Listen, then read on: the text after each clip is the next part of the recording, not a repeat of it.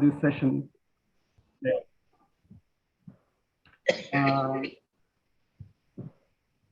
Just to give a quick update before, while others keep joining. We are very fortunate that this EIMACC is taking shape. With just within 3 months, we could see that the network has increased enormously. Since the first meeting in January, mid-January, on 17th of January, we could see a lot of partnerships building, both personal as well as between organizations, and that was a really good start. And what started with just few people, now we could actually see there are more and more members and more organizations joining. And people even the network has started reaching even Sri Lanka and Bangladesh. And I think it's only just the beginning. And I'm quite excited that we could achieve so much within this short span of time, just within 3 months. And I'm sure we are going to do something better very soon through this network. As we have all the respected speakers and the moderator here, so I would like to formally welcome everyone to the second EIMACC meeting. And the first meeting that we had, it was mostly for knowing each other and fostering these the relationships between organizations and the network. But the second meeting that we have today has a greater agenda, and the agenda is to engage with the policy. As we know that there are two major developing spaces and opportunities, I would say. One with the carbon markets, as well as the mangrove related policies that are emerging in the country, which gives us an opportunity to engage. And this particular thing, I would like to thank Chandrimaji and Ajantaji and Shrajesh, who actually came with this idea to organize this meeting to devise a plan to engage with these two emerging opportunities. One, the carbon markets, the other the MISTI, which is a scheme that is recently announced by the government of India. Today we have 3 speakers here. We have Ajantaji from News, who would discuss about and share her years of experience engaging with the carbon markets, and she would like to highlight our moral responsibility as people are engaging with this sector. And we have very young and dynamic Shrajesh, who has co-founded CGEM, which actually helps the farmers to engage better with the carbon markets. And we have our third speaker today, Dr. Chandrima Sinha, who is also from News, and she has already done some phenomenal work on engaging with MISTI scheme, and she would like to present and share with us her experiences and how we can navigate further. But we have, but at the end of the discussion and the session, we have a larger objective and responsibility to actually come up with a guideline or a policy brief, which could be submitted to the ministry to engage with these both carbon markets as well as MISTI. With that, I would like to invite, welcome and request Dr. Ravi Shankarji to facilitate this session and preside over this session. Thank you very much, sir.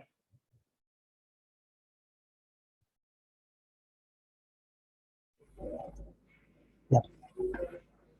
Thank you, and good afternoon, one and all. Am I audible? Yes, yes. Right.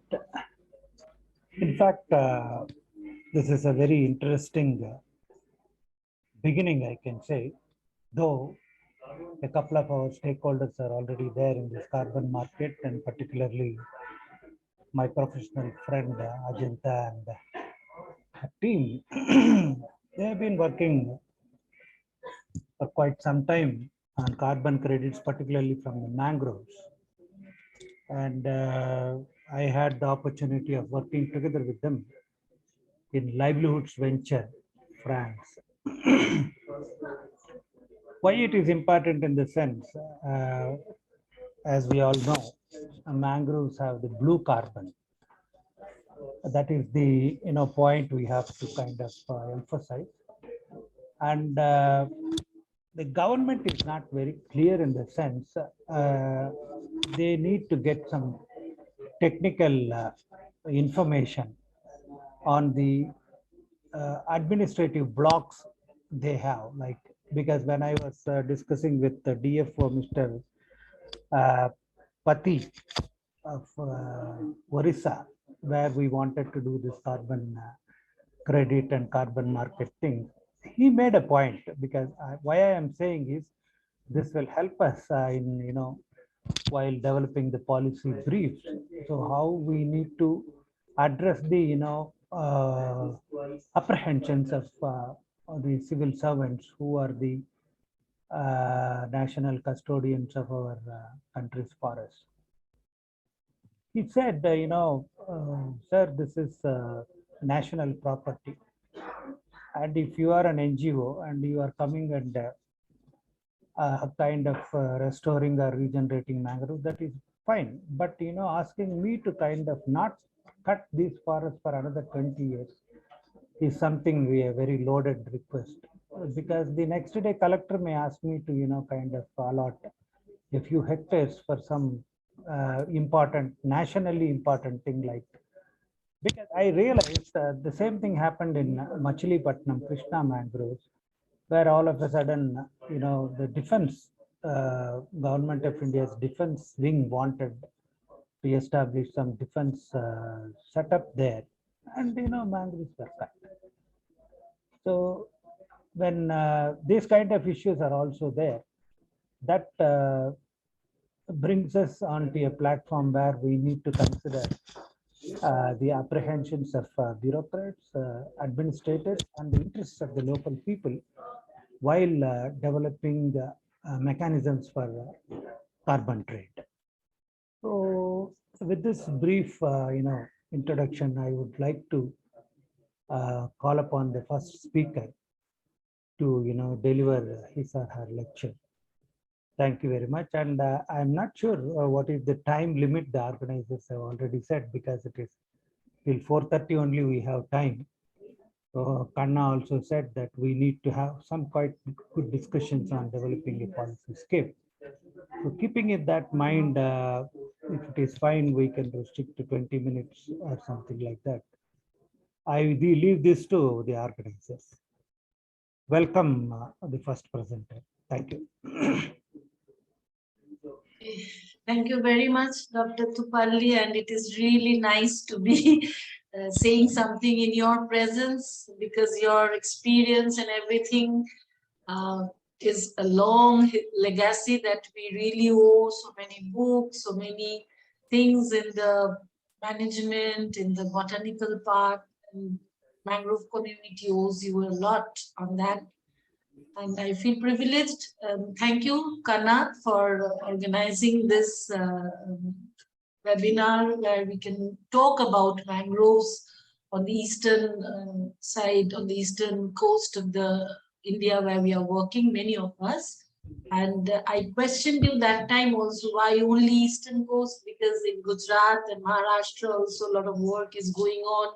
So you said that yes, it started with the eastern, but we will take on to the entire coastal mangrove communities, and I really look forward to it, because there are so many particularities that are there in all these mangrove areas, as we are now also working in the Tamil Nadu, Puducherry, Karaikal. So I witness different sort of challenges also there. And I think that whatever you started with is a wonderful initiative, and News and myself is always committed to have the coastal resilience for mangroves, and in the context that we have climate change, the biodiversity thinning around, disappearing. It's a great thing that if we can really rebuild the mangroves. So many activities I can see in the group, so many things going on around mangroves, and it really gives me also as a person a lot of strength in doing what I believe should be done for the coastal resilience. So thank you. And to go into my topic, so carbon markets is really now an emerging that we started to work here in 2010 in this particular area. I'll just say in 5-6 minutes the experience that we went through, how we got engaged, because we are core conservation practitioners. I like to call myself as a conservation practitioner, and more engaged in habitat species restoration, working very closely with the communities. And in this respect, why carbon market came as one of the finance tools to us as an important financing tool, and why we chose it is something I would like to tell you, and the experiences that we went through it, and the specters that I can see now with the emerging carbon market is something really I would like. I shared this with Anna previously in my some chats we had, and then he proposed that why don't we all talk about it. I said, yeah, we can really do on it, because that's something I'm really worried about now.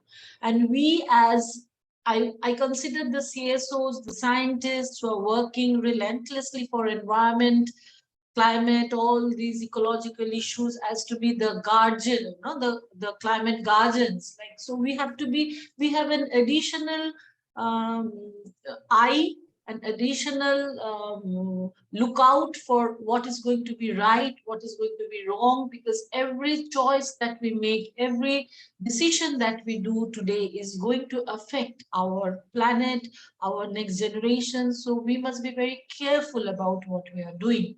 So keeping this as the context of my deliberation today, I would like to say to you in that I was working in the Sundarban since 2001-2, and News is working there since 1991, and we were working more on the wildlife, tiger straying, this and that, and we saw that many people were on olive-brindled turtle conservation. All these works on mostly wildlife conservation was going on. And but while we were there in that area present, we saw that many people were planting mangroves, mostly the forest department. Some agencies were also doing that. But since we were present there and we were not into the plantation that time, we saw that every time they are planting, and after 3 months, that plant goes somewhere, and again that area is being planted, and we used to see that same area getting planted every year, and it was very monospecies like Abyssinia. So all these were intriguing lot of thoughts in our mind, and we were thinking that why is it not surviving? So what we understood is that the communities who are living there were not involved in these activities, and then we went for a community-based restoration model over 100 hectares in between 2007 to 2009 in 3-4 villages. We tried, this is the first time it was tried in Sundarban, and we tried this model there to build the nurseries with them in Uttarakhand, then Dulki, and then Shonaga, some Amlamethi, in these 3-4 villages. And we found that just after that, in 2009, the Ayla storm happened, and that had opened. In fact, my lookout into the Sundarban totally changed after that, because previously we were like doing this activity, that activity, but after Ayla, we understood that the entire ecosystem is actually revolving around the mangroves there. So hydrology, the river hydrology, of course, is a very important part, which is the dynamics, which is creating the dynamics for the mangroves to exist in that particular transient region where the terrestrial ecosystem meets the marine ecosystem. But beyond that, the mangroves are the key biodiversity components, the floral components, which are actually determining the ecosystem services which spins around in the Sundarban. And we saw that wherever we had planted the mangroves earlier with the communities and maintained it for 2-3 years, nothing happened. But where there were embankments were not covered with mangroves, there was breaching and saline inundation happened. And it was a saline curse, like it was a terrible experience.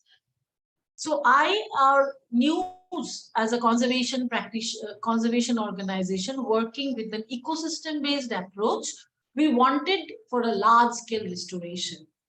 So we wanted to go for a 4,000, 5,000 hectares restoration of mangroves with this community-based model in 2010. And we started approaching a lot of funding partners for that. However, it needed for such an upscale restoration to have a visible impact on this ecosystem.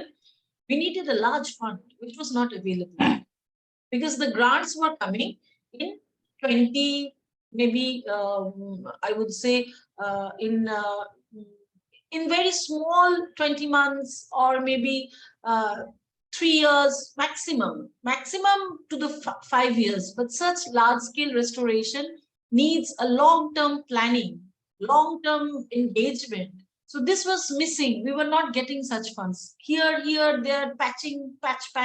Some funds we were getting, and we were not happy with that. So then, when this livelihoods, that time they were Danone Fund for Nature, they approached us.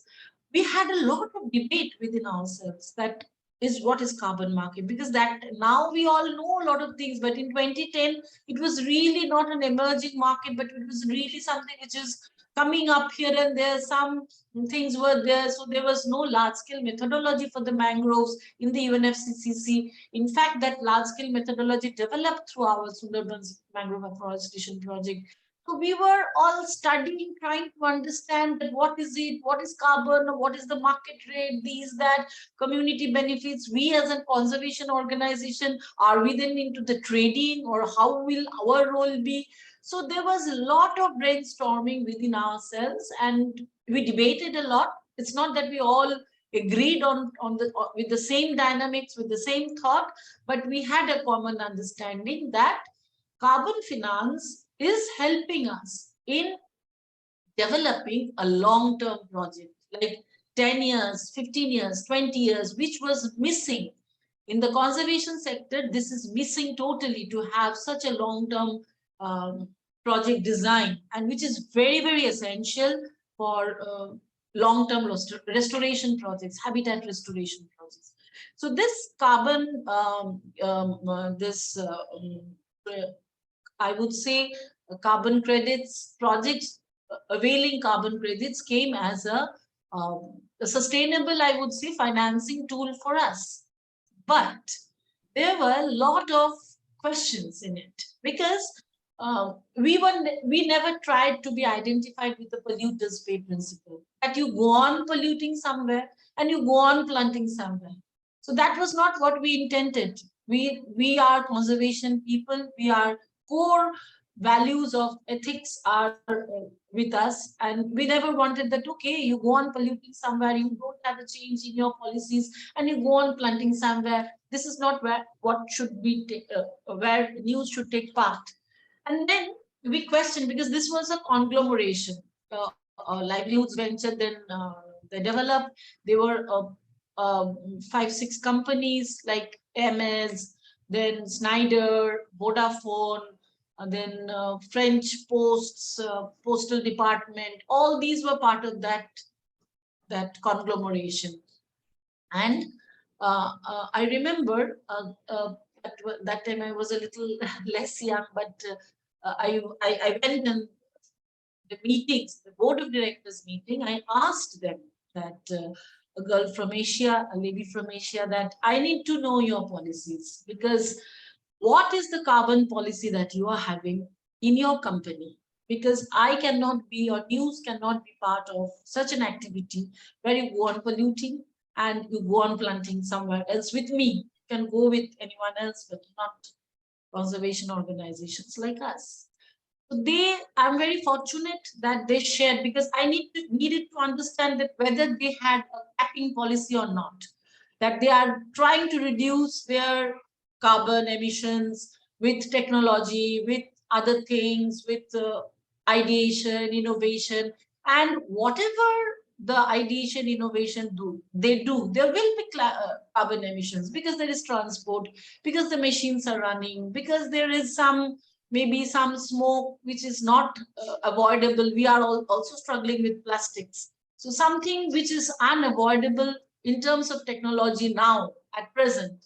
But are you investing your time there? So I needed to understand all this, and I'm very happy that I would like to share with you that all the companies shared individually. They were a bit, questioning, frowning eyebrows, but they shared with us that yes, this is our climate policy. It's a confidential report, but we have this trustworthiness, and let's we think, and we were convinced that okay, each one of had a zero emission policy, and they're reducing their emissions, and in spite of reducing, they will have their carbon offsets. So let's have the offsets through plantations or anything, because now also when we many a times go by plane or something, we also opt for carbon credits, like carbon emission costs.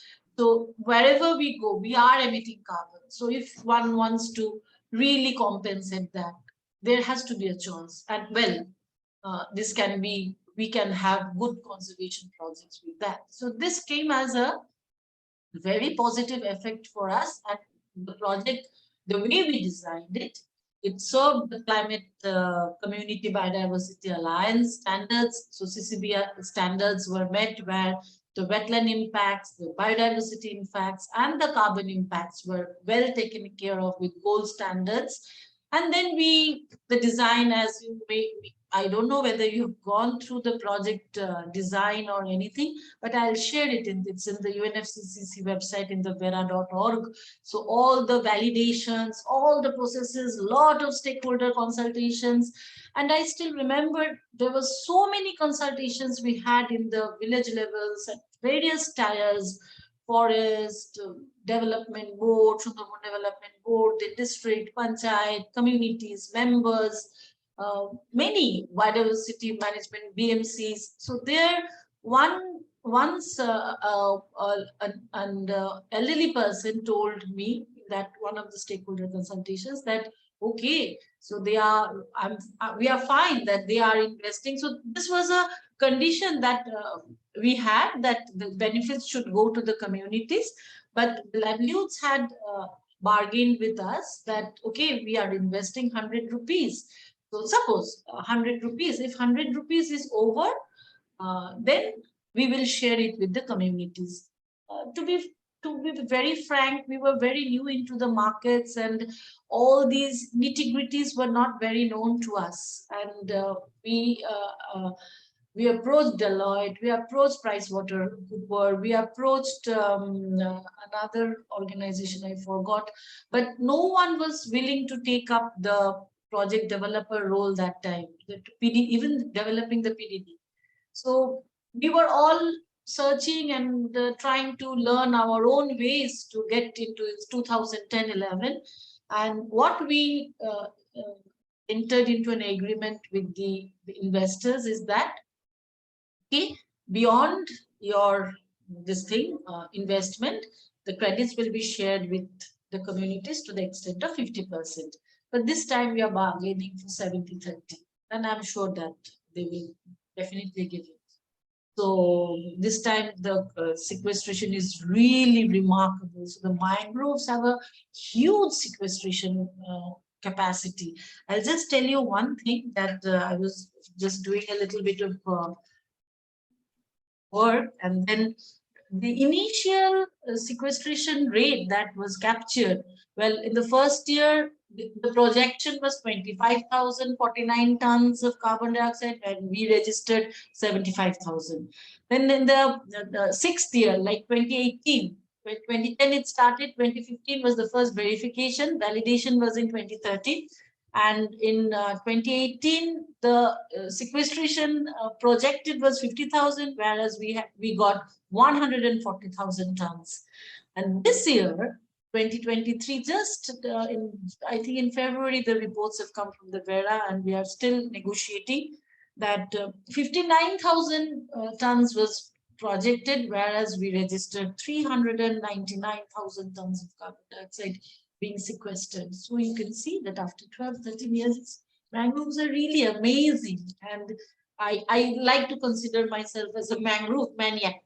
So they are an amazing, I would say, a biota where they constantly are fighting against a very difficult regime of the tides and salinity, the muddy pool and the crabs, everything, and they are surviving and protecting our coasts, bringing so much of livelihood to the people there, and revitalizing the ecosystems and its services. So it's a fascinating plant community, I would say, and in terms of carbon dioxide sequestration, it's huge. So I would take 2-3 more minutes, and I would conclude by that. So what I wanted to highlight is that now after COP15, you won't believe that I used to get every day 3 to 4 mails, phone calls. It reduced after January, I think, but every day that this, that, so trading this and that. I was just thinking that what is the matter? So there are now platforms which have emerged where these platforms are acting as, some where the carbon buyers are coming and the carbon producers are coming. So, and they are negotiating on a price, and then, well, okay, this suits, I sell to this person, I sell to this person. I said that, my goodness, it has become a total, I would say, a commodity in the being on the, I would say that what it is called, that we call it in auction, like an auction commodity it has become. So this is not what we would really like it to be, because this is the problem with the humanity.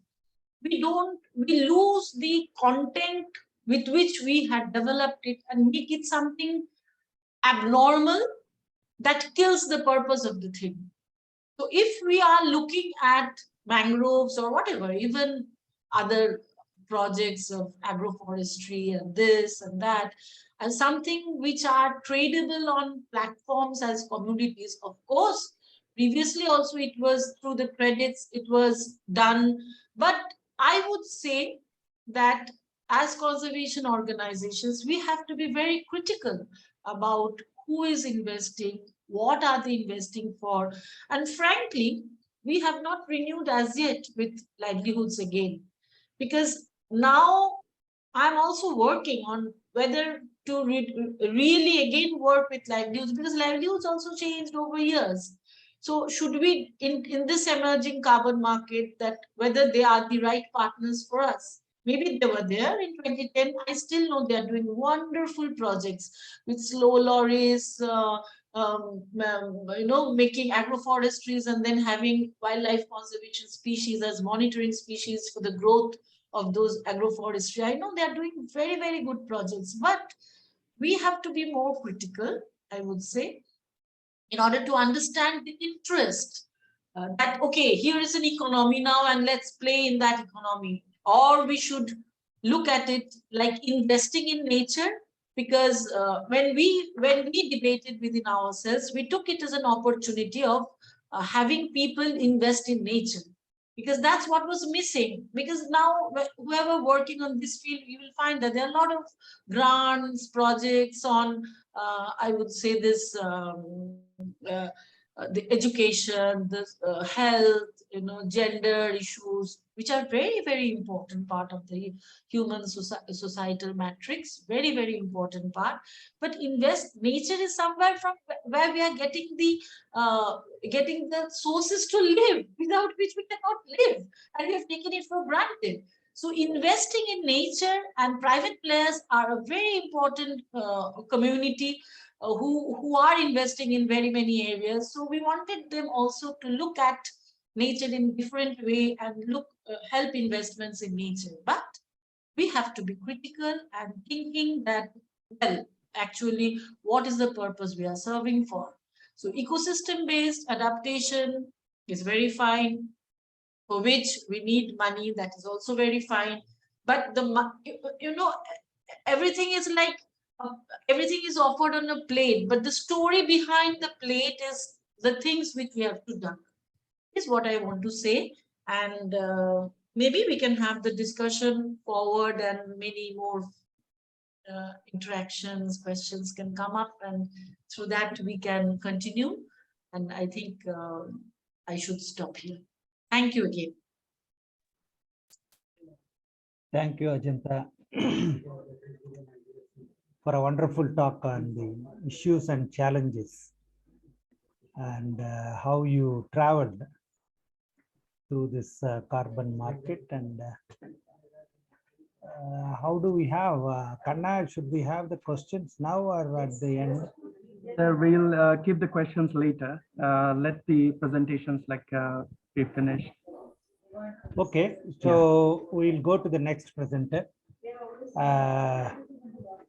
Yes, Rajesh is here.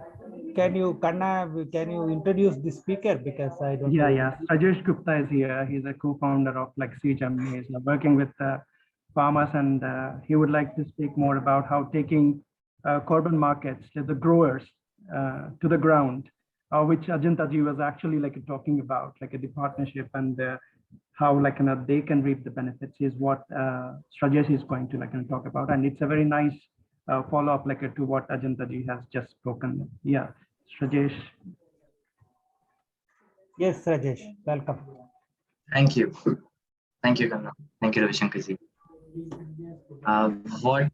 What an absolutely fantastic story by Ms. Ajanta. Just to know that in 2010 she was probably doing the same things that we are trying to do right now, and she succeeded less or more on the fronts. And I'm fortunate that I'm presenting in midst of such tall personalities in the conservation space that I'm in short of words on how to take it forward. But probably I'll start with the introduction of the story that we at Center for Grower-Centric Eco-Value Mechanisms have been promoting. So CGEM is a quite new initiative, 10 or 11 months old now. We sit in AKRSPI's office, Ahmedabad. It's an initiative that arisen out of the carbon markets when they thought they should enter agriculture space. And I was working at National Coalition for Natural Farming at that point of time, when few of the project developers reached out to us, to the network, to talk about carbon markets and carbon financing and how it can help scale natural farming, regenerative agriculture, good agriculture practices, etc. We were all, like Ajanta, she was mentioning, we should be critical, and we were all very critical of the aspects of money coming in, because we all understand what money brings in with itself. It brings a lot of unnecessary complexities and human emotions, human values that were not there before in conservation space. And that critical thinking of the viewpoint of carbon markets while my time at NCNF helped us organize such sessions on carbon markets, closed door sessions with activists, conservation experts, people who have been looking at CDM markets for long, to understand what it really means for farmer now, and what it meant for farmers previously, and what it would probably mean from now on. What we realized is markets, as like any other market in agriculture or sustainable commodity, there are a lot of middle players. Benefits are not to be seen with the community. The cost of organizing such projects which can leverage financing from different players is way too high. and the additional complexities do not give a very fruitful, very generous hand to the community. The carbon market had become about carbon, not conservation, not natural farming, rightfully so probably, and more so towards the money part of it. And that is where we realized we need something more. It was also prophesied that carbon markets will grow, as Ajanta ji was mentioning. From 2010 to today, the markets have evolved so much more, and it is expected to grow. Since India is a very large country, it must be realized that we as individual people or networks or probably organizations can reach only to a small part of it, while other part of the communities of the nation are still vulnerable, open, exposed to such market mechanisms. The market mechanisms are long-term contracts that are done with communities, 10 years, 15 years, 20 years contract, renewable up to 100 years. And they mandate what needs to happen on the ground most of the time, and how things are to be reported, what flows down where money goes, where money does not go, etc., etc. There were two problems here, that most of the grassroots level organizations, including small NGOs to big NGOs, look at climate financing tools because they have been exposed to as grants, where to all the other middle players, all the other business people, these are opportunities to make money. And this is where we lose out on conversation on what benefits do actually flow down to the community. We wanted to navigate all of these complexities, make sure that whatever happens remain grower-centric, farmer-centric, community-centric. Maximum, we want to negotiate maximum benefits that can come down to the community while making sure how to optimize costs and revenue.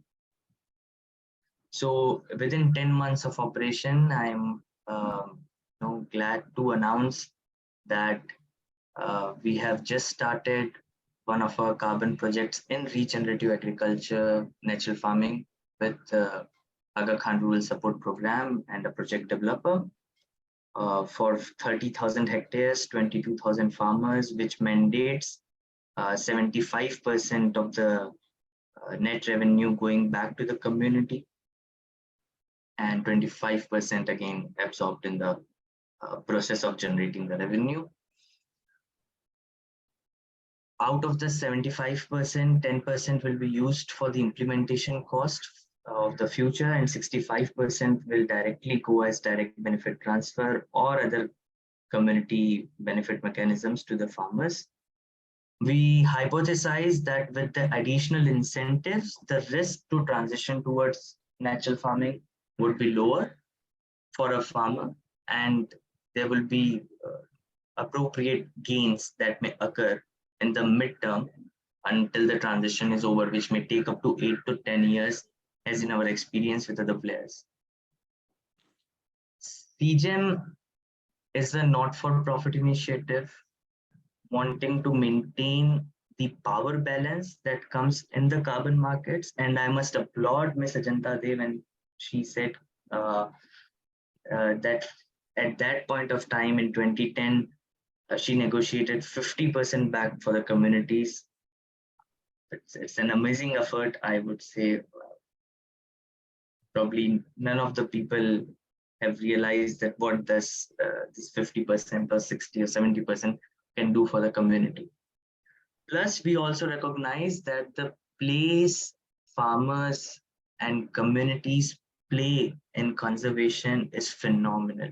Nature has its own value apart from human lens of point, but most of the resources, the ecosystem services that we derive out of nature is human-centric. And not only we are guardians of nature, but probably stewards. Our communities are stewards of these mechanisms. So this has been the overall journey of CGEM. We are right now, again, consulting 3 or 4 more NGOs for agroforestry and agroecology based projects.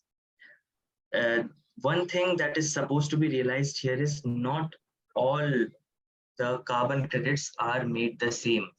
Agroforestry credits differs from regenerative agriculture credits, and both of these credits differ from mangrove projects. Improved coke stove projects are a different thing. What I mean when I say differ, it differs on quality parameters and how current buyers perceive the value of these credits. And mangrove is the tallest in the order, probably the most highly sought out commodity in the carbon market by the carbon market players, paying phenomenal, returns and revenues. And this is where the real battle of networks such as yours start. I've been reached out in the past 10 months by 20-25 different people on understanding can we do mangroves, should we do mangroves? The biggest challenge being mangroves are on common lands, common properties, so you need government NOCs, and that is why you do not see large-scale mangrove projects right now, apart from some. And this is where I think what the previous speaker, Mr. Janta, was speaking also, we need to be critical when it comes to such contracts. We need to be critical who buys the credits. Are they worthy to buy the commodity that you with your sweat and effort and your community with your sweat and effort has helped created? Do they really care about nature and conservation and climate change in general? And what are their gains out of it? Also, as Mr. Janta was saying, there are a lot of brokers right now in the market, the arbitrage players who buy at less and sell it higher, probably had some carbon credits in the meantime. We should also be wary of those players as far as possible. If the credits goes directly to the end buyers and retired on their behalf, it removes a lot of complexities of greenwashing from the system. So knowing your buyers are important, knowing your contracts are important, knowing your communities are important, and you should all be very high on standards on who you select. And probably, although our mandate is on natural farming, but as I said, we want to scale agroecology for coastal areas. Agroecology may mean mangroves, fisheries, other blue products, other kind of communities. The definition varies. So if needed, we are here to help. No questions asked, no charges, no fees, no penalties.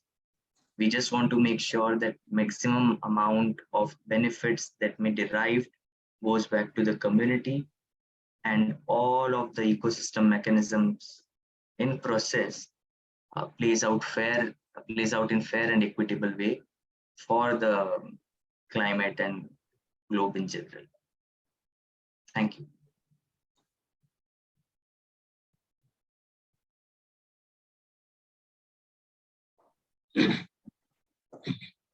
Thank you very much, Rajesh.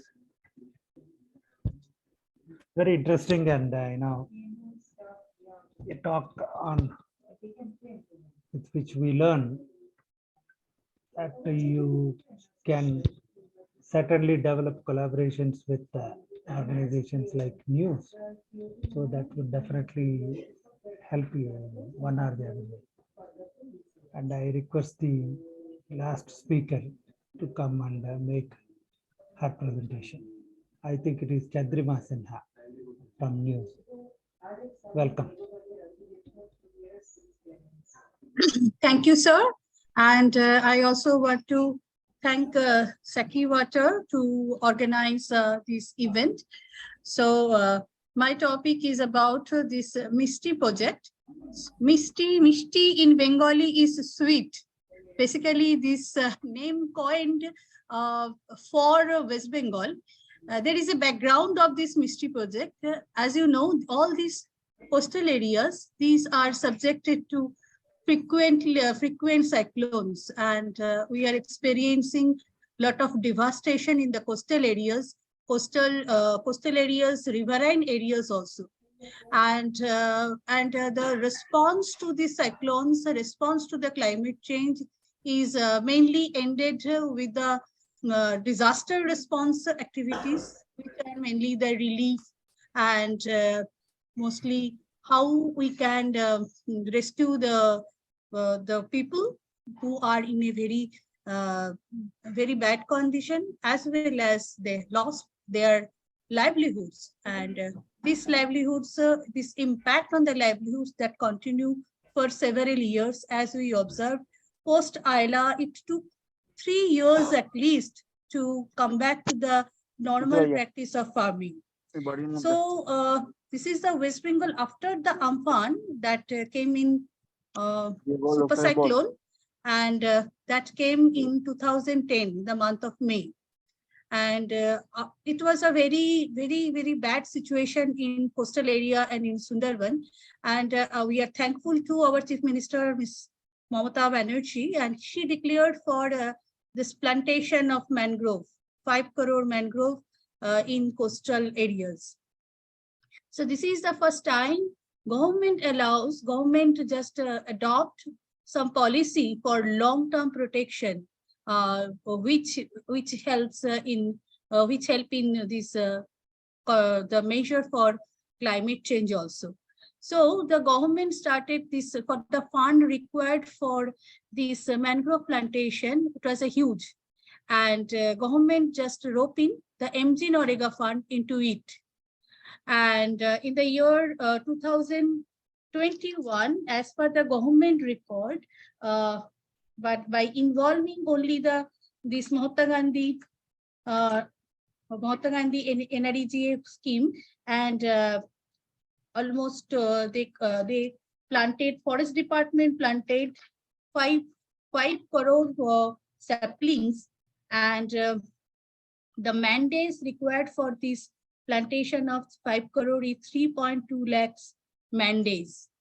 That means which is equal to 6.5 crore rupees INR.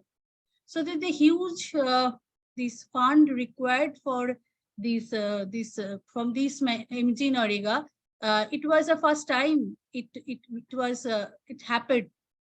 So this government, this is when in 2023 budget, our finance minister, she offered this new scheme of Mishti project. That means full form of Mishti is very interesting. The full form, that is mangrove initiative for shoreline habitat and tangible income. That means here giving the emphasis not only the mangrove restoration, but also there is a provision for income generation through the MG Norega. And the provision for funding here from MG Norega, as well as the another provision created from CAMPA. CAMPA is the Compensatory Afforestation Fund Management and Planning Authority. Here they do that is a funding arrangement for afforestation program. So the two things and other source also that can be provided for this Mishti scheme. So this will be available for all the coastal states who can avail this type of these schemes. And for the budgetary provision for 2023 and 24 was 60,000 crore, which is lesser than the previous year budgetary provision. Now the question is that how the state government will act on this, because different state government is having the planning for this job creation. MG Norega is basically for the job creation. So how much fund will be allotted for this mangrove restoration project? That depends upon the state planning. There is no clear-cut guidance mentioned in the original. This is that the scheme is not available. So what is that we need to know, we need to understand there is a lot of scopes, as well as there are a lot of challenges also. Scopes are that the government is just adopting these climate change policies. Definitely it will help to increase the carbon sequestration, as well as it will help us to get to achieve our net zero, which is our target. So that will help us. Apart from that, there will be the income generation, but through the job card. Now the opportunity is that the government is doing so. Here, just Ajitya was telling that we started this mangrove restoration project since 2010. Then the few CSOs were trying to do this. Few panchayats and forest department, they were doing it sporadically. But under this scheme, there is a chance, there is a scope to prepare a plan, holistic plan for the entire state for long-term protection from the disaster or the cyclones, as well as the climate change, the mitigation, climate change. The planning will be done, can be done under this program. But challenges are that these schemes is totally governed or in control of the control by the government. So government is having their own way of working. From our experience, we can tell that if we involve the CSO for the people mobilization, if we involve the local people for this plantation, nursery development, and the protection and monitoring, then the model will be more sustainable. Without this, the schemes always talks about the mangrove plantation process, but there is no mention about how these plants will be protected, because you understand, those who are working in this sector, you will be knowing that plantation is not enough for create this the green belt creation is not enough, because there are a lot of anthropogenic activities, as well as there are the natural cause also, that whether this for the survival of the saplings in that area. So this survival depends upon the involvement of the local community. They will be involved, they will look after the plant, they will protect the plant, suppose from the grazing also. So local community is until and unless we are developed that the stewardship among the community, it is very difficult. Plantation will be done, but it is difficult the protection as well as the monitoring. So when before this mystic scheme, when this initiative started, government of West Bengal started this initiative of mangrove plantation, news joined this district administration to help them to provide the technical guidance, because those who are managing the MGNREGA schemes, they don't have the technical capacity about the nursery development or the doing the plantation. So we started, we joined the district voluntarily. We joined, there was no monetary provision or any other. We just voluntarily joined the district administration to provide the training, and we provided the training how to do this nursery, what kind of plants needs to be developed, how to manage this nursery, and what are the techniques of this nursery development. We provided training to 52 gram panchayats, because ultimately the nursery will be created in different gram panchayat, and the scheme will be developed, and the funding will be provided by the MGNREGA scheme. So we provided this training to the state government. Then second step, when government started this plantation, then our role was that negotiate to provide the advice to the departments, please adopt the monitoring activity. So we developed a mangrove app where the local community will be involved for the monitoring.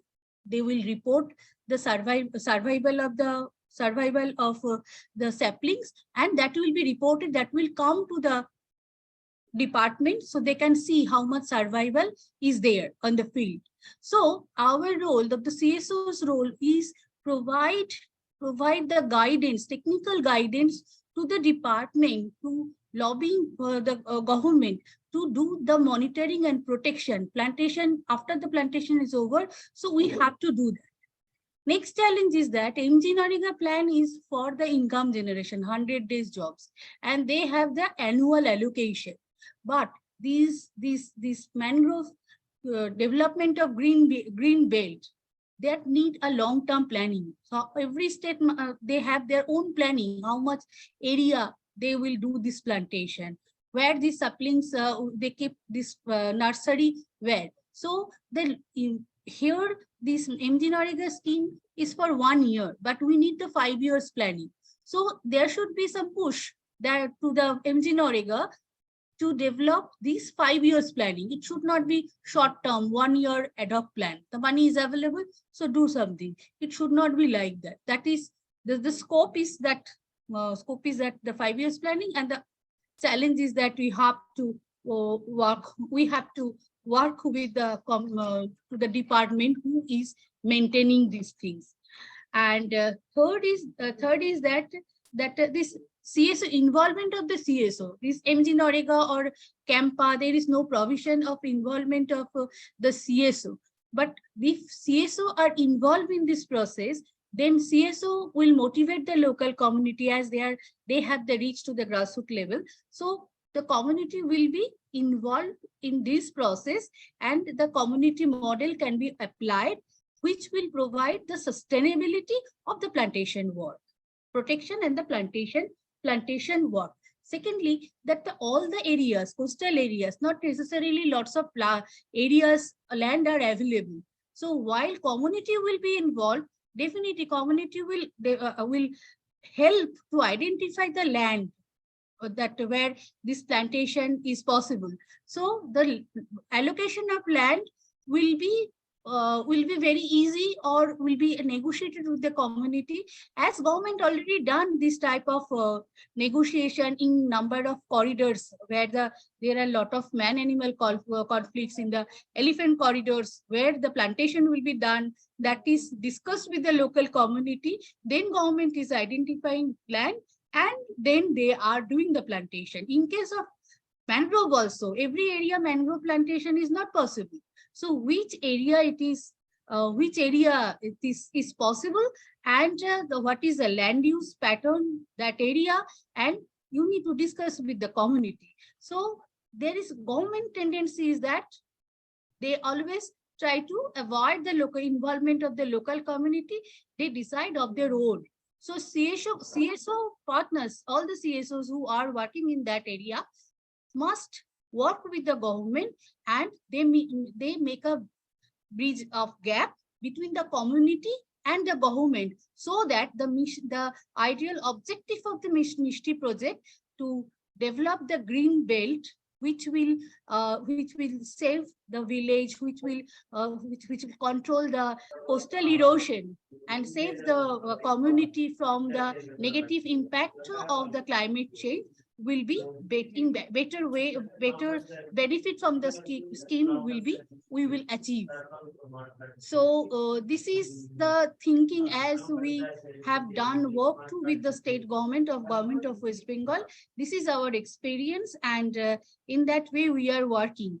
Those other states where this Mishti scheme, who are availing this Mishti scheme, they must start working with the state government to develop a roadmap of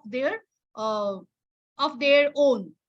And always we are here, we can provide the technical guidance, what can be done for the mangrove restoration, plantation process, what are the science behind that. So there should be a consensus or a pool of knowledge, so that our coastal region will be restored. So this is from all of my side. Thank you, sir, and give me an opportunity to discuss the issue on this platform.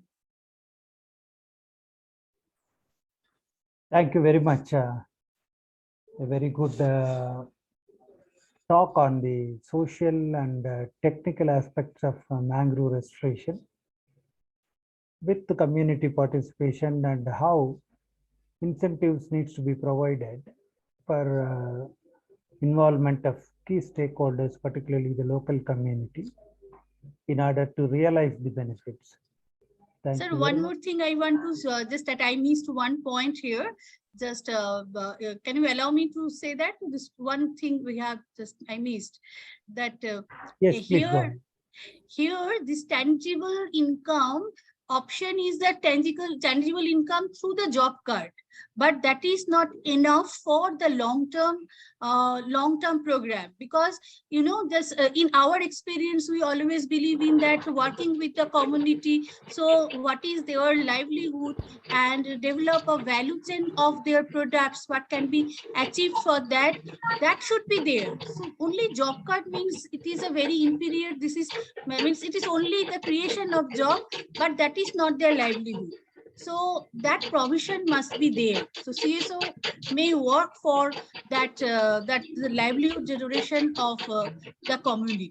That is also very important. Thank you, sir. Yeah, that's right.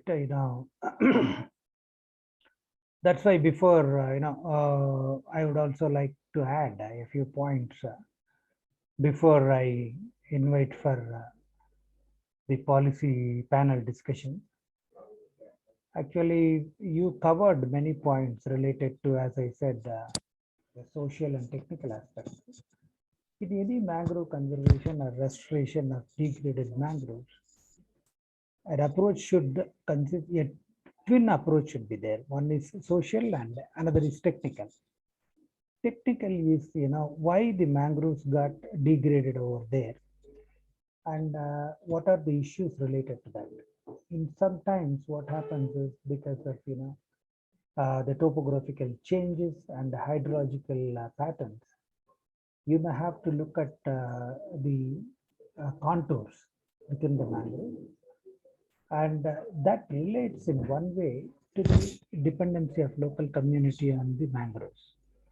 What happens if they are very much dependent on mangroves? We need to look at the livelihood aspects of those communities. One is alternative livelihoods to wean them away from dependency on mangroves, and additional livelihoods to enhance their income generation capacity. Then they become part of the conservation team, conservation efforts. So this is where particularly, as you said, the last point of tangible and intangible, and Narega, MG Narega may provide a temporary relief. Hardly they get 100 rupees or so. And that is also sometimes it is 269 or 338 rupees. Hardly enough for them. See, when we were doing restoration work all along the East Coast, long back, including West Bengal, Odisha, Andhra Pradesh, Tamil Nadu, nursery development by the local communities is very vital, because when self-help groups, women self-help groups are involved in that, not only it helps them to earn wages, but also make them feel that they grew the plants. So when they plant them, they take care of that. That is one aspect of it. And another way of doing restoration is direct dibbling of, kind of collecting the seedlings or seeds and propagules, viviparous propagules, and planting them. When you directly dibble them, when the seeds are sprouting, they emit a kind of a smell by which the crabs get attracted and they cut off the juvenile leaves, and survival rate is very low. For this, it is better we raise the mangrove seedlings and up to 5 pairs of leaves or 6 pairs of leaves, depending upon the species. Then the survival rate is more, and in this way, both community nurseries and home-based nurseries can also be encouraged all along the East Coast and as well as West Coast. As you said, which area is suitable for mangrove restoration and things like that. East Coast, we have the graded coast, and West Coast, we have the vertical coast. And we have a lot of publications including the ones from Gujarat Ecology Commission and the Gir Foundation. They have done an enormous work. And also we at MS Swaminathan Research Foundation have brought in many manuals, which would be of help, I think. So now it is time to go for joint mangrove management on the lines of joint forest management, where both the forest department and fisheries department should join together. Forest department alone cannot do mangrove management, and fisheries department alone cannot do, because these aquatic forests, what I call mangroves as aquatic forests, fisheries is the main thing, and without the mangroves, fishery population will certainly go down, as the CMFRI data shows. Wherever mangroves are there, the prawn catch will be 25%. Where there are no mangroves, it is only 15%. So when we have data and the enormous work done by different agencies, it is high time we collaborate and also make some recommendations to the National Committee on Mangroves and Coral Reefs. That would, kind of help the international agencies, as Ajanta was telling, CSOs, both national and international, to kind of draw their attention, because all these work should be objective oriented rather than fund driven. So with this, a brief kind of what I can say introduction, I open it for discussion, because learned people are already there. So somebody should be, I think, draft what we can take as a roadmap. And once it is done, I can also kind of edit, and then we can certainly submit it to Ministry of Environment and Forest and the Department of Environment and Forests of all the maritime states as a policy document. And in fact, there is a need for a policy makers workshop for all the chief wildlife wardens and chief conservators of forests of wildlife, because mangroves fall under wildlife in many states. And Maharashtra has gone ahead, and they have also constituted a mangrove division and mangrove cell. So such mangrove cells should be there in all the other states also, to pay greater attention for conservation and the sustainable management of the pristine mangroves. I open it for discussion now. Kanna, if you want to say a few words before Ajanta is ready, I think. No, sir, I think I'm good. And I would invite all the participants to share their opinions, queries.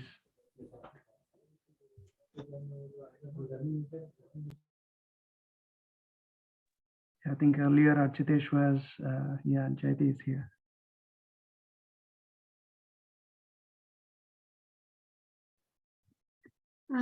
So first of all, I would like to thank Ajanta Di, Chandrima and Shujesh for their informative and insightful presentations. And Dr. Ravi Shankar for moderating this session and giving his insights and comments. Chandrima, my question, actually I have questions for everyone, but I would not try to take much time. So Chandrima, I would like to understand, because West Bengal has already started implementing this scheme, Mishti. I would like to understand this governance and execution part of this initiative. So traditionally, and I think Dr. Ravi Shankar also spoke about this involvement of Forest Department and Fisheries Department. So here I would like to understand that at the grassroots level, as I understand, this project or initiative is being implemented through Gram Panchayat under Manrega scheme. So, and traditionally, these mangrove forests are managed by the Forest Department. So do you see any kind of conflicts at the See, thank you, Jayanti, for asking the question. Actually, what is happening in West Bengal, this entire plantation process that has been planned and designed by the forest department. In case of Sundarban, there are the forest department. It has two divisions basically. One is Sundarban Tiger Reserve, as well as Sundarban South division of Sundarban under Sundarban Biosphere Reserve. So in two jurisdictions, they are doing the plantation, but in consultation with the local GP, because the fund they will be receiving from the job card from this job card means MG Narega scheme. So that will be controlled by this MG Narega cell. Every district is having the MG Narega cell, and every block this MG Narega have some technical person, and they have their staff up to the GP level. So here is the coordination between the forest department, Gram Panchayat, as well as the district administration through the MG Narega cell. As the district nodal officer or DNO is the main nodal person, and he is looking after doing this synchronization between the forest department and the scheme developed by this Gram Panchayat. So in West Bengal at present, there is the only conflict is that MG Narega problem challenge is that MG Narega scheme, the availability of the fund and availability and this release of fund to the community who has developed, the community member or the women who have raised the nursery. So conflict is here that there is some problem. There is a problem between the central government and the state government. Funds are not available with the MG Narega schemes, and there is the payment issue for the Gram Panchayat. Here is only the conflict. Otherwise, forest department and the district administration during the implementation, they have worked together. Not such because the land is the government, the forest department is have the land, etc. Only the fund release is a problem where they are facing the problem. Chundrima, can I add a little bit? Yes. So in addition to what she said, Joyati, I think the question that you were asking is that in many cases, the plantations where it happens is not under the forest jurisdiction, but the forest is the nodal department for mangroves, because they are protecting the mangroves under the Forest Act and all that. So there is a problem that they are very confident in their tiger reserve or notified protected areas, but whenever it is beyond the notified protected areas, district administration lands or other lands, they are a bit, I would say, a bit shaky and say that, okay, this is not our area. So forest department still looks at with that perspective that it is their area or our area or this. It doesn't look at it like a mangrove as a shoreline habitat for restoration. They still look at the protected area perspective. So that is one contradiction that is there, which is difficult to handle when it comes to private lands. Because private lands, when people or farmers like to plant mangroves, they are very scared that the moment they will plant mangroves, which Dr. Ravi Shankar sir was telling, that there should be enabling policies where if they are supporting mangroves in their lands, they have the right to at least prune. Even the pruning right is not there because the mangroves are protected under the Forest Act. And if you go for mangrove plantations in private lands, people are scared that this will be taken away by the forest department.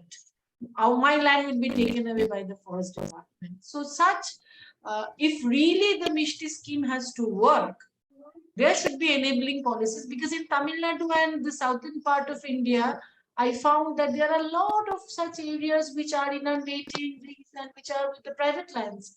But farmers are very scared That, oh, I plant today and 5 years hence mangroves grow, and forest will say this is my land because there are mangroves, you cannot cut.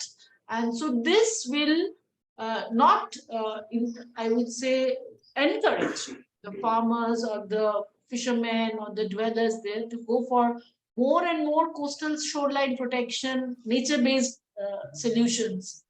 They will not be encouraged to take up those activities. This is what I wanted to add a little bit to your question. Thank you. Thank you. I would like to add to Dr. Ajenda's statement. In Tamil Nadu, lot of areas in private land also is being claimed to be forest after plantation of mangroves. We also really experienced that, and there should be some way to curtail that separation of forest and private lands. Thank you.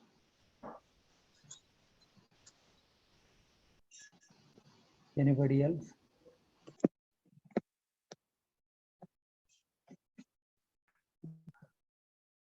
Yeah, we have Amrit here, like he's also working on different aspects. I think he is working on seagrass conservation and seagrass meadows. And I was wondering whether he has any queries regarding Misty and carbon or markets.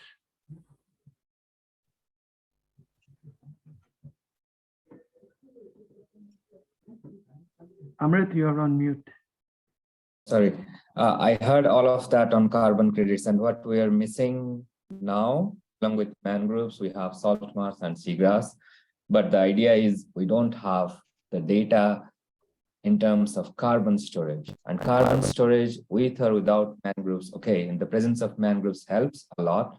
But even if the mudflats are also a big storehouse of carbon, if you're looking for carbon credits, we should like globally, like the blue carbon scientists are talking about including the mudflats and also the marl beds, which are kind of calcifying organisms, but not corals, but small, but they make large, huge beds, which are also like they're taking the carbonate out of the water. So I would say for the Odisha coast, we have Chandipur, which has like us, or even the Digha section of West Bengal, where we have such a long mudflat, and that should be included when we are talking about conservation or preservation of, or even generating carbon credits, because that is much more important, because a lot of crabs, a lot of snails, a lot of biodiversity stays in those mudflats that are their home, So including the total ecosystem, not just mangroves. Just mangroves would be a failure. It has been everywhere. Even in Australia, everywhere it fails because planting trees doesn't help always. It has to be a ecosystem process, the entire ecosystem, the connected ecosystems that has been there for like so long, like instead of just focusing on one plant. Of course, it's called mangrove because I think in monetary gains, it's much easier because you planted like Ajanta, they said they planted like it's 6 crore mangrove samplings, like, and it's a huge amount of money. But yes, but what happens to the commercial fisheries? Like all the fishes you get doesn't stay in mangroves. They say some of them stay in salt marsh, some of them stay in coral reefs, some of them stay in seagrasses. So unless and until we focus on the entire marine ecosystem of the entire marine forest approach, we are going to fail in a large way. Like, yeah, we are going to fail in a large way, I believe. So because the ecosystem doesn't work like how we think it works. It's not only mangroves, it's not only salt marsh, or it's not only seagrass. It has to be the connected approach. That's what I am like telling all the time. Like I am more focused into the seascape connected approach rather than just one system. Even sand dunes, like people in Puri or other coastal areas of Odisha, there is erosion and people are removing sand dunes out of it. They are the first line of defense. They kind of, all those Halimeda species that are in there, they kind of bind the sand, they generate a little bit of soil so other grass ecosystems can. So yeah, so for me, like coastal ecosystems and blue carbon credits. And in blue carbon, what I believe is we lack so much of data. We don't have the methane and nitrous oxide emission or sequestration rates for mangroves across all India. We have only for Sundarbans, like the most of it is for the Sundarbans mangroves, or few from Gujarat, but not the entire mangrove stretch of India. In Andamans, they don't have any. Like what's the carbon sequestration rates for these systems we are talking about? When we will talk about credit, it's not only the carbon that is stored there, it's also the carbon that goes out as emissions. Mangroves will die naturally for sure. There is a natural death of it. So then those carbon that's stored there that goes out, and they turn into sinks when we destroy, like in Nicobar, they are going to destroy so much of mangroves and stuff. So what about the carbon that comes out, and it will contribute towards the sink? Like they will release a lot of methane, nitrous oxide, and so many other greenhouse gases, which we didn't have studied yet.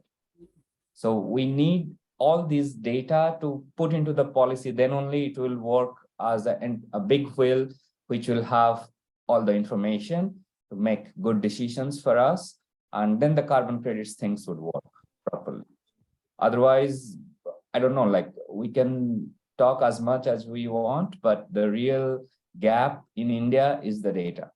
We don't have enough data to say everything that this is working, this is not working. We are planting mangroves. Yes, that's perfect and fine. What happens in 10 years when the temperature rises? Are those species going to survive? Again, so we need, because we need modeling work where we have to include multi-species rather than single species for restoration, and also look at the soil biogeochemistry, how it's going to change in 10 years. We can plant mangroves, but what happens if the sea level rises, or it's always rising? So what happens if the soil biogeochemistry changes? It has more floods rather than less floods in those estuarine areas. So the mangrove ecosystem would die or change, or so we need those kind of informations, because with mangroves, with carbon credits, we are dealing with the climate change aspect of it. So that climate change aspect needs to be included in this policy making and carbon credits and everything.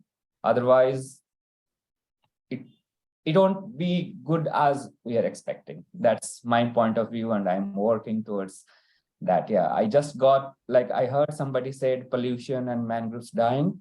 I just got my stable isotopes data for Odisha coast and all the 4 places, let's say from Balesur, like Chandipur, then Dhamra, then there is Astaranga and Rusikulya, 4 rivers, not the Vitarkanika National Park.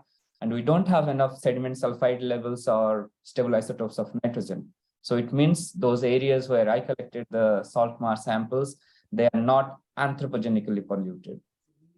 So it means that. So, and these sediment cores are of 50 centimeters.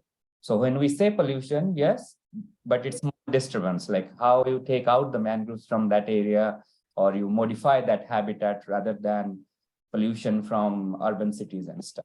Maybe I have a 50 centimeter core of that, and we analyzed every 5 centimeters. We don't have any stable isotope of nitrogen. So it means it's not anthropogenic pollution in those mangrove areas. So it has to be something else. So it has to be habitat disturbance, how you modify that habitat, like with the dredging, planting, or making salt pans, or for shrimp industry, or aquaculture, or something, how you are modifying that environment rather than pollution. But of course, pollution is an issue, and we have to understand how that affects the mangrove physiology. Like not just pollution, it has to be related with temperature, with salinity changes, with ocean acidification and everything, because these are climate change parameters. So just pollution won't help, just climate change won't help. It has to be incorporated. Then only, because the plants are experiencing these changes seasonally. But if we don't have those data, it's the selection of the species, like which we are going to, because once we say we are going to plant mangroves, we can plant millions of them. But what happens after 10 years if those plants don't survive? They die off. So how we're, because we invested so much money, we invest so much money in like planting and everything and generating those money, and after 10, 15 or 20 years, those mangroves are not there, and all this carbon credit thing would fail again. So for me, like, we include all these parameters into a modeling where, we select our species, we select the environment mostly, because that's going to change rapidly. Like you said, with these cyclones, or every time there is a cyclone, there is a lot of things from the ocean that comes up that's generally below 50 meters or something, and groups are not exposed to that. All those chemicals and things that come up during the cyclone, they kill a lot of animals, like their physiology and species dynamics, everything changes. The population dynamics, you will see, like after population, a lot of fish dies, a lot of shellfish will come to the coast because they kind of die. So we need to include all these aspects of climate change and pollution into the carbon credit aspect when we talk about carbon credit. Yeah. So that's my point of view, and like listening to all of you was amazing. Yeah. Thank you very much for projecting the future, where if proper policy initiatives combined with local efforts are addressed in a prudent way. So wonderful talk, and I think you are pursuing in those lines. I was recollecting when I was with the Intergovernmental Panel on Biodiversity and Ecosystem Services. This is what many of the professors, they were saying from most of the Australian and other countries. So all the best, pursue your good studies on these lines. I wish you all the best. Yeah. And speakers, when you talk, kindly introduce yourself briefly, because many of them may not know your background. Thank you. So can I say a few words to this? Sure. Okay. Thank you very much, Amrit. I fully agree with what you say, that in the quest of mangroves being as carbon sequesters, people are planting mangroves on mudflats. But mudflat ecology is something totally different from the site. So site selection, as Chandrima was pointing out, is very important when we go for mangrove plantation, just not in the spree of planting mangroves. And just to say that that 5 crore was planted by the government of West Bengal, and it was a huge density that they planted, which is not also the correct density that they did. But anyway, we were with the government because we wanted the government to invest in mangroves and not keep it like that. You cannot change at one pace. You have to go slowly. But what I wanted to say in response to your thing is that, yes, the mudflats, the salt marshes, they are very, very important components in this escape. And but whatever, mangroves, if you consider only as a carbon sequester, is not that it brings to the society, or to the nature. It brings a lot of other ecosystem services like the fisheries, like the coastal shore building, and that is proven, that we have learned from our experience that the mangroves really act as a coastal shoreline.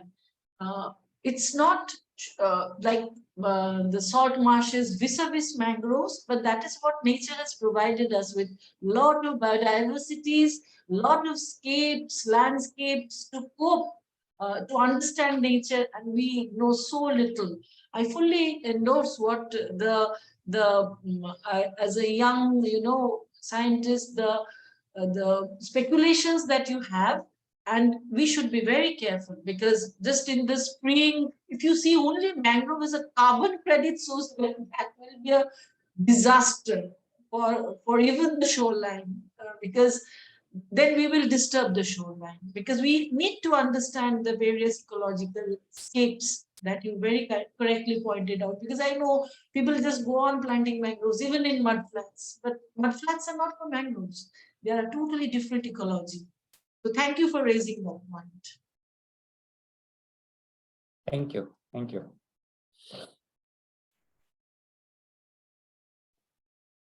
Soumya has something to say.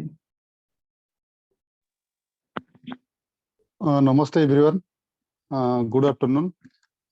तो मेरा नाम सौम्य रंजन बिस्वाल है। मैं उड़ीसा का देवी river mouth area में मैं काम करता हूँ। मैं पर्टिकुलरली देवी रिवर माउथ एरिया में जो एग्जिस्टिंग मैंग्रोव्स है तो कम्युनिटी लोगों को कैसे समझाना और अवेयरनेस का ऊपर काम करता हूँ। तो रिसेंटली मैंने अभी ये सॉल्ट मासेस का चीज अभी मैंग्रोव्स का ऊपर मैं ज्यादा फोकस कर रहा था। तो डॉक्टर अमृत सर जो अभी बोल रहे थे सॉल्ट मासेस का ऊपर, वो उनका रिसर्च काम का टाइम में मुझे अपॉर्चुनिटी मिला था कुछ कोस्टल इकोलॉजी के बारे में जानने के लिए। और मैंने ऑब्जर्व किया यही है कि हम लोग मैंग्रोव इकोसिस्टम को फोकस करके सॉल्ट मार्सेस और जो हम लोग मेगा फ्लोरा का ऊपर हम लोग ज्यादा फोकस करते हैं, और माइक्रो फ्लोरा जो है और जो माइक्रो इकोसिस्टम है जो हम लोग उसको डैमेज करते हैं। तो अमृत सर का साथ में काम करने का बाद में मैंने ऑब्जर्व किया यहाँ और सुंदरबन में साउथ 24 पारा मैंने गया था। वहां देखा तो जहाँ उन लोगों ने मैंग्रोव प्लांटेशन करते हैं वहां पे सॉल्ट मार्सेस बिफोर प्लांटेशन करते हैं। इसका बाद में स्टेबलाइज जब होता है वेटलैंड तो उसको मैंग्रोव प्लांटेशन करते हैं। जो फॉरेस्ट डिपार्टमेंट का स्ट्रेटेजी मैंने देखा साउथ 24 डिवीजन में। और उड़ीसा में मैं देवी रिवर माउथ एरिया का बात मैं करूंगा कि यहाँ पे मैंग्रोव्स के लिए जो स्पेस निकालने के लिए सॉल्ट मार्सेस को पूरा डैमेज कर लेते हैं। तो ये मतलब काफी मतलब बड़ा चैलेंजिंग चीज है और अभी सोचने का टाइम भी। तो मैंने रिसेंटली अभी यूएसए गया था। तो यूएसए गवर्नमेंट का जो इंटरनेशनल विजिटर्स लीडरशिप प्रोग्राम था climate change and biodiversity conservation का, तो रिसेंटली हम लोग 21 डेज के लिए यूएसए गए थे। अभी रिसेंटली लास्ट वीक में हम लोग रिटर्न किए थे। तो सोबोर्ना जॉर्जिया एक स्टेट है। जॉर्जिया स्टेट में मैंने देखा 300,000 एकर्स ऑफ मार्श लैंड मतलब उसको उन लोगों ने प्रोटेक्ट किए हैं। तो आपको इतना खुशी लगा मुझे देख के कि ये मतलब इसको प्रोटेक्शन करने के लिए मार्श लैंड प्रोटेक्शन एक्ट एक स्पेसिफिक एक्ट भी उन लोगों ने बनाया। तो इसीलिए हम लोग एक डेवलप कंट्री से हम लोग इंडिया लोगों को सोचना चाहिए, क्योंकि जैसे एक मैंग्रोव का इकोसिस्टम है, ऐसे कि नहीं ओनली हम लोग को एक कार्बन में हेल्प करता है, इसका हैबिटेट है ठीक है, लेकिन similarly other components same ecosystem जैसे कि सॉल्ट मार्सेस है, मड फ्लैट है। तो यहाँ पे हम लोग मैंग्रोव का कवर बढ़ाने के लिए ये जो इकोलॉजी हम लोग डैमेज करते हैं, अभी मुझे कंसर्न आया कि ये चीज की हम लोग भी अभी ज्यादा फोकस देना चाहिए कि सॉल्ट वर्सेस मड फ्लैट। तो मैंग्रोव्स का कवर ज्यादा बढ़ाने से पहले हम लोग इसका हैबिटेट को प्रोटेक्शन देना चाहिए, क्योंकि उड़ीसा में ऐसे ही अभी चलता रहा है। मालूम नहीं कि अभी क्या मिस्टिक स्कीम में कमिंग डेज में होगा कि सॉल्ट मार्सेस कैसे रिस्टोरेशन होगा। सो एक बड़ा अभी चैलेंजिंग टाइम है और रिसर्च के लिए और गवर्नमेंट के लिए कि मैंग्रोव्स बढ़ाने के लिए और सब इकोलॉजी को हम लोग डैमेज नहीं करना चाहिए। तो काफी इंटरेस्टिंग चीज है। I just share my view कि मैंने कैसे यूएसए का स्ट्रेटेजी दिखाया था। तो हम लोग को यहाँ पे भी जो सॉल्ट मार्सेस और मड फ्लैट के लिए और दूसरा जो माइक्रो जो चीज है जो हम लोग को दिखाई नहीं देता है, उसको भी हम लोग प्रोटेक्शन के लिए सोचना चाहिए। धन्यवाद धन्यवाद। Sir, I have someone very interesting here. Anuradha Singh ji है हमारे बीच में अभी। So Anuradha Singh ji is associated with Himadri Energy International. So basically, like what we're talking about, all this carbon and everything, which Anuradha ji is actually associated with carbon markets. And I would like to personally request her to share her views, like, and after all this discussion today, learning and from Ajanta ji and Chandrima ji and Srijesh about mangroves, and from Amrit, like, and about these mud flats and other associated habitats, and how to Himadri Foundation, like, in the sea itself, when they are going about these carbon markets. Anuradha ji will be very happy, like, if you could share some of your views about this. Yes, Anuradha.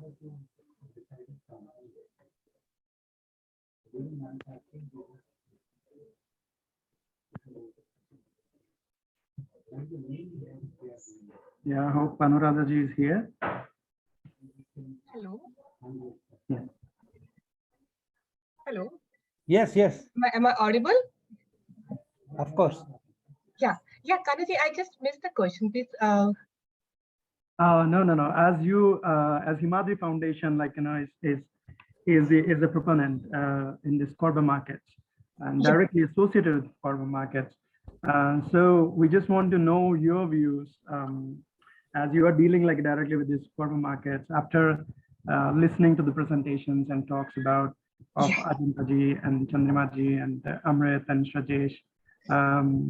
As to introduce, like, Anuradha ji is actually working as a lead project manager with carbon markets with Himadri Energy International. So we just want to know your views. How do you see all this from all these presentations and everything? Thank you. Yeah, thank you. Thank you so much for giving me this opportunity. Actually, today I've heard like this is something very knowledgeable conference today I had. So in front of all of you, Ajanta ji, I can only say that yes, as a carbon credit developer, we are working in fields of nature-based solution projects in which we are also working for the wetland restoration. So yes, there has been two viewpoint. One is mangrove restoration or one is wetland restoration. So considering the wetland restoration, we support more because mangrove are not the entity in which we are looking for. We are looking for the wetland restoration in which other entities also they are also involved. And considering that also Vera has developed a new methodology. Like previously we are following the CDM. Currently we are following the Vera methodology, which is totally about how we can restore the wetland, considering the soil carbon content and other plantation and the seagrass, everything we can include under one umbrella. So this is something I really say, this is something very positive in terms of when we say we are conserving our wetland restoration, we are doing something for our wetland. And yes, this is like, again, we are working day by again, and with the help of Kanaji, I'm so thank you to you. Like we got the chance to work on the West Bengal also. We are initiating that project. We are in connect of so many international organizations, those who are actually interested for blue carbon. So yes, this is something like day after day, we are getting new information, new areas, how we can restore it. So this is what we can say for now. Thank you, Anuradha ji. So as we are closing in towards the time, so I think I would like to request the Dr. Ravi Shankar ji, Ajanta ji, Chandrima ji, and Amrit, and all the other participants here. So how to go about in developing a roadmap or a policy brief based upon all these experience and immense knowledge like that we have gathered here today and shared. As Chandrima ji has already offered that news would definitely help other states, because it's a state's responsibility to create their own roadmaps in terms with regards to MISTI. So if you all could guide us and let us know how we can take it forward from here as a collective, and also for each state with respect to carbon markets and MISTI. Yeah, that's what my submission is to everybody who is here at this platform. Thank you. Is there anyone in our group who is more interested in developing policy briefs appropriately? He or she or the team can be guided. So I see if there is anyone interested in that, you please come forward and we can definitely support you. Before that, when you go about the policy, you should know what is a policy and what is act and what are rules and regulations. Policy education usually is raised on the issue and need-based issues particularly. So policies can be, developed based on the needs and issues of any area or concerns by a few stakeholders. And then, a policy brief or policy statement can be developed and then shared with like-minded people who are working on that particularly.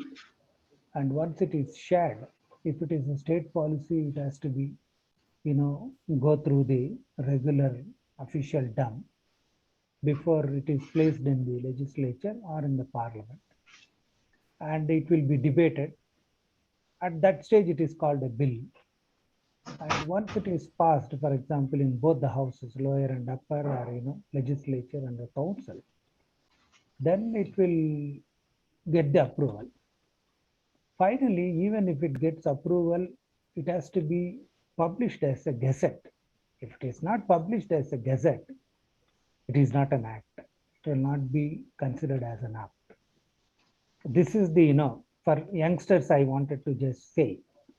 And so those who are interested in, working on policy briefs, because unfortunately in our universities, even at master's level or even at doctoral or postdoctoral level, our students are not taught on how to initiate policies and develop policy briefs for consideration. So as most of them do not have that kind of knowledge or background, this is an opportunity, I can say. So if anybody wants to kind of work on the policies, I can spend some time, certainly, because I want to guide people. But you better also interact with people like, institutions and people like Ajanta and the news. Before I go further, I recollect some of the doubts raised by a few of the speakers who were not addressed, like, the swamps. As Ajanta said, swamps are for birds. And even the recent declaration by NGT, National Green Tribunal, also says that you should not touch swamps and indiscriminate. This is what, when I was working all along the coast of Eastern India and also in the Asia Pacific, particularly after the tsunami, I observed in Indonesia, they have in fact planted upside down all the propagules of mangroves. Fortunately, I could go, and then I was working with the FAO then, so I gave the timely advice, so we could save a lot of time and energy. Because what happens is, the people get demotivated when certain things happen without any proper guidance. So these are the issues we have to be really careful. And somebody was talking about, the swamps and how to go about. In mangrove restoration or mangrove conservation, there are two issues. Degradation on the landward side and accretion on the seaward side. So as the land is getting accreted, so more mangroves come towards the sea.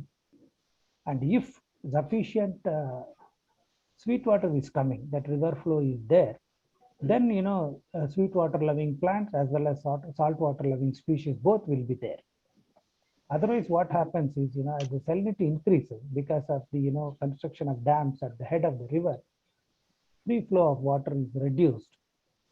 And that is what even during the Polavaram construction, Wildlife Institute of India did a very good report, and they have clearly said what is the cubic, what is that, say, TMC water should be released, otherwise Godavari mangroves will go.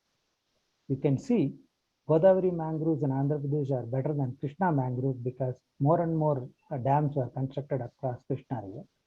And then Kaveri also. We lost Pichavaram mangroves and we also lost Muthupet mangroves. But fortunately, and Orissa, and they have not constructed much dams. That is why we have good mangroves, Devi river mouth, Mahanadi, and also Bitarkanika. And of course, whatever dams we constructed, river changes or Brahmaputra cannot be controlled. So that is why Sundarbans are a large extent we have both, of course, India and Bangladesh.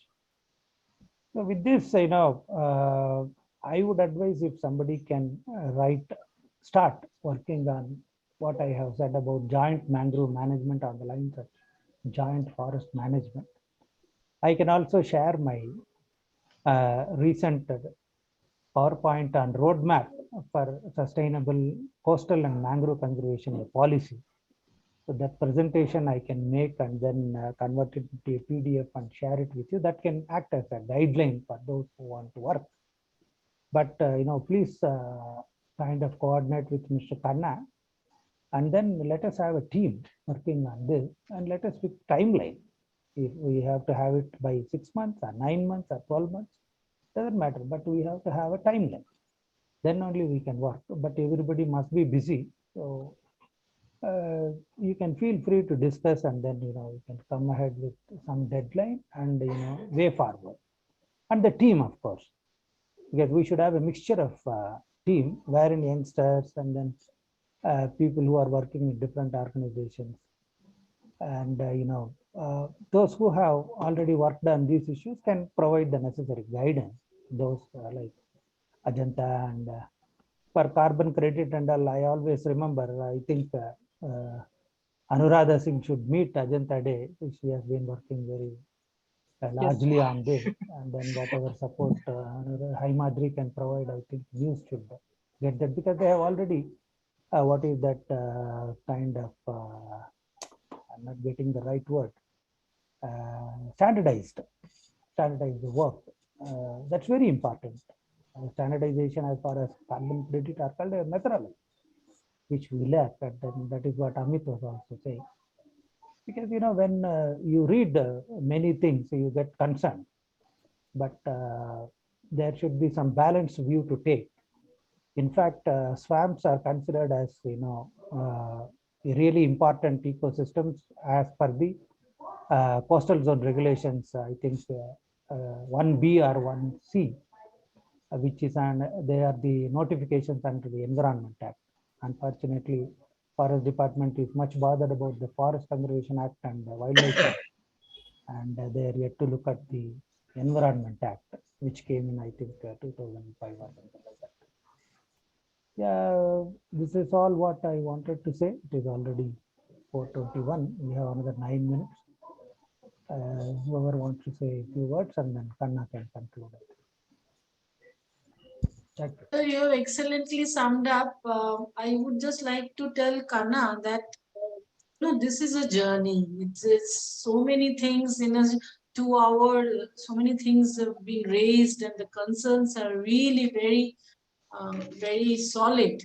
And then, but when they are designing the Mishti, so shoreline stabilization, this will go through MGNREG. So through the panchayat system, and you can understand that all these flats, swamps, all the questions that has been raised are very real, and we can start sensitizing. Sir can Ravi Shankar sir can tell us more and how we can start sending maybe some, not policy briefs, but okay, some from the EIMACC that okay, we are very happy that you started with the Mishti and all that, but certain queries or certain concerns that we want to raise while you are developing, because they are developing the plans, they're developing the schemes.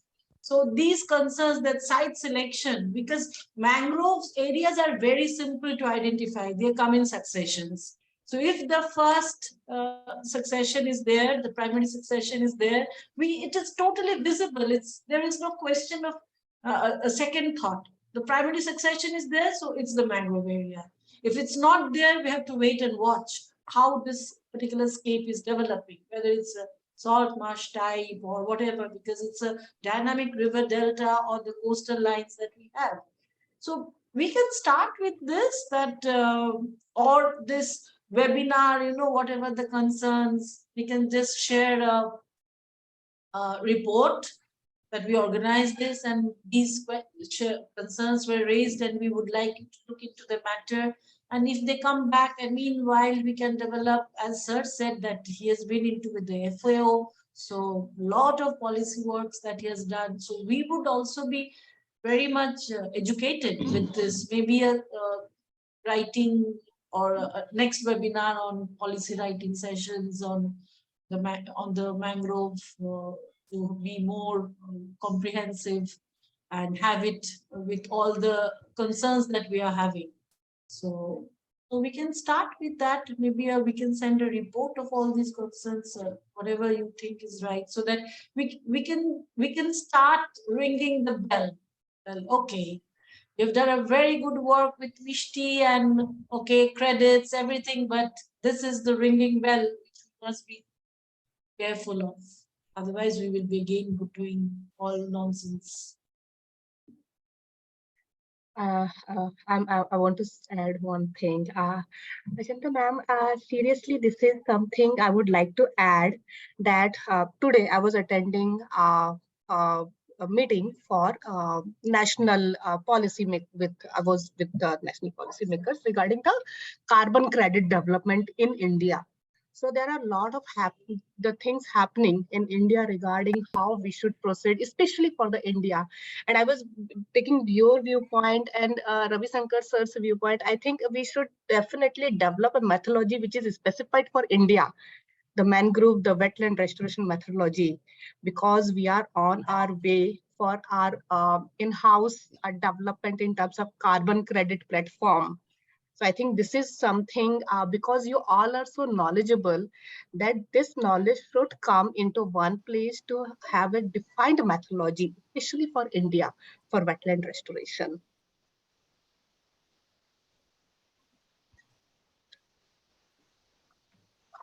Could you hear me? Yes, I could hear you. Yes, yes.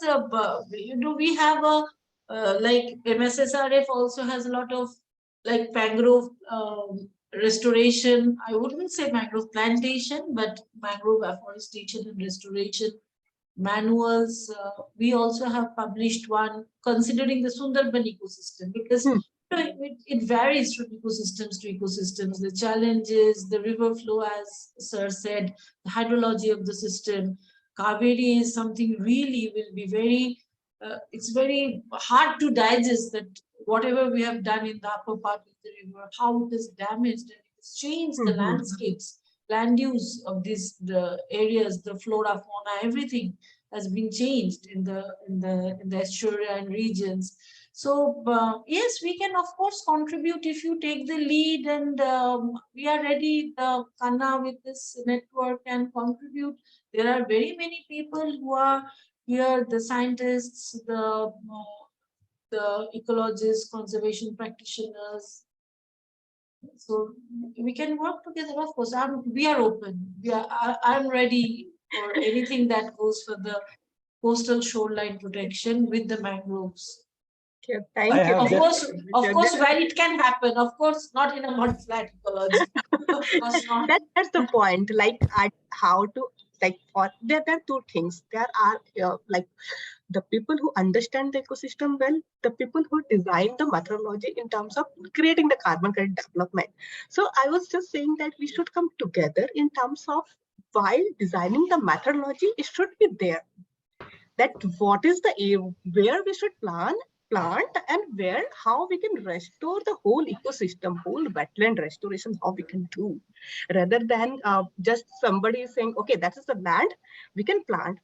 How a carbon credit developer can understand that this is the land for mangrove plantation or not?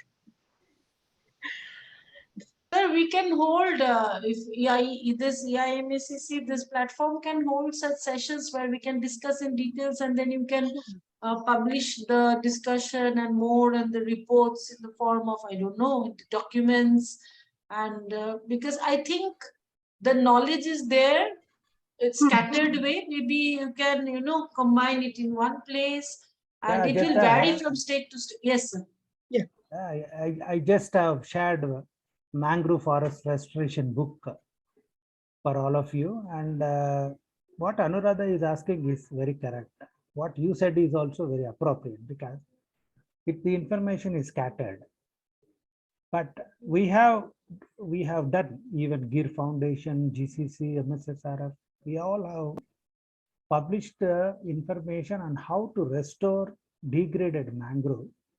What she is asking is like, what are the areas suitable for, restoration that can be suitable, potential for carbon credit. This is what we did in Bitrakanika. Do you remember? For livelihood venture. So probably the work we did there and the report we submitted to livelihood venture. If you can talk to Amla, if we can use it, because I am the author, I can use it, but still, you know, I did it for a consultancy, so I have my own ethics. So I don't want to share it without the livelihood permission. They can certainly, because you are in close touch with them. That methodology is good because even your own Soumya, I think he gave all the, you know, GIS maps where we went together and then searched that area, and I assessed the potential for, you know, mangrove restoration, and most of the areas I said no, and because, you know, it needed a lot of interventions, which is cost intensive. So probably, you know, Anuradha needs some kind of guidance that, you know, Anuradha, what I can assure you is that there is information. Now it has to be like, you know, in South Tamil Nadu and Andhra Pradesh, we say, we have the rice blatter, I think. You can have dosa, vada, idli, uttapam, anything. Yes, sir. So we have the information. So we have to kind of, you know, change it according to the need now. I think Mr. Vincent is laughing because we have that dosa, idli, vada. So the lighter when I want to say that. So information is available, but it is scattered. But we have to show the authenticity. Then it is, otherwise, you know, it will be difficult to convince the policymakers. Yes, sir. So we say the policymakers and decision takers are very busy, but they are very critical in accepting anything. So we need to be careful, and any policy brief should not be more than 2 A4 size papers.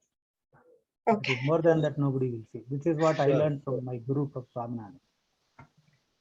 Okay. Yes, sir. It is getting late, and yes, we have already with your permission, I will take my coffee. Yes.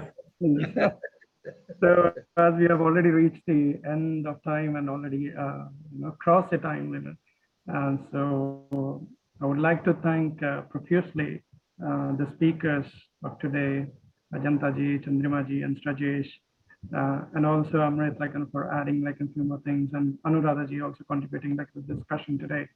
And personally, I would like to thank Dr. Ravi Shankar ji for accepting and spending time with us and facilitating everything. So as Ajanta ji suggested, maybe I'll compile everything and try to come up with with a draft of all the concerns that were raised today and share with the group for further deliberation. So with that, I would like to thank everyone from Saki Waters and from EIMACC.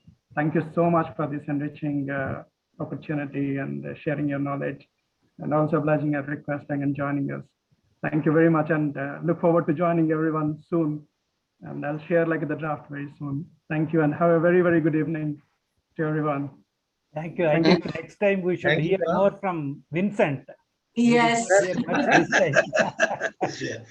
Thank you very much, Dr. Khanna, for arranging this policy makers meeting. And we are extremely grateful on behalf of Crenio to Dr. Ajanta and Dr. Chandrima, the speakers, initiating such kind of policy work. Let us unite together, and we hope we will succeed. The period given is 2 years. It's a long period. I hope we can definitely try to have a better policy on such kind of things. Thank you very much. Where are you from, Mr. Vincent? Sir, I am from Kanyakumari district, sir. I am meeting you for the first time. I have seen a lot of your literature, but however, it's my fortunate to meet you for the first time in this meeting, sir. It's always a pleasure to meet with people. Yeah, thank you very much, sir. Thank you. Thank you. Thank you very much. Have a very good time, evening. Okay. Thank you. Thank you very much, Khanna, for arranging this meeting. Thank you so much, and looking forward to continued partnership. Yeah. Dr. Chandrima, thank you very much. Thank you, sir. Thank you, sir. We cannot forget the help you have rendered for Bangladesh program. Thank you very much. Thank you. Thank you. Thank you. Bye. Okay, thanks a lot. you. Thanks everybody. Thanks, sir. Thank you, sir. Thank you for inviting us.